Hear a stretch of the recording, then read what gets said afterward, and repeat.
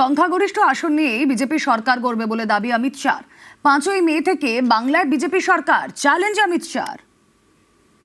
सुनिश्चित रूप से पूर्ण बहुमत के साथ इस बार सरकार बनने जा रही है और मैं बंगाल की जनता को अपील करना चाहता हूं, किसी से भी मत डरिए। डर तभी जाएगा जब परिवर्तन करेंगे। भयमुक्त होकर वोट करिए और परिवर्तन की शुरुआत करिए। निश्चित रूप से पूर्ण बहुमत के साथ भारतीय जनता पार्टी की सरकार बनने जा रही है। 5 मई से भारतीय जनता पार्टी की सरकार आने वाली है।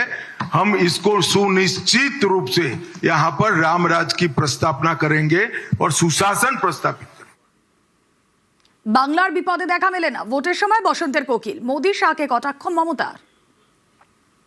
সারা বছর দেখা নাই, ঝড় হলে দেখা নাই, বন্যা হলে দেখা নাই, হাসপাতালে দেখা নাই, লোক মারা গেলে দেখা নাই, কোনো কিছু তো দেখা নাই।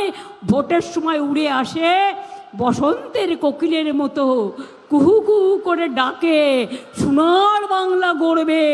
আর বাংলা ভাষায় কথা বললে বিহারে মারবে বিজেপি রাজ্যে, উত্তরপ্রদেশে মারবে, আসামে মারবে, রাজস্থানে মারবে, উড়িষ্যায় মারবে। দিল্লিতে গেলে হোটেল ভাড়া পর্যন্ত দেবে না বাংলায় কথা বললে। বিজেপির পার্টির মতো এত খারাপ পার্টি আমি জীবনে দেখিনি।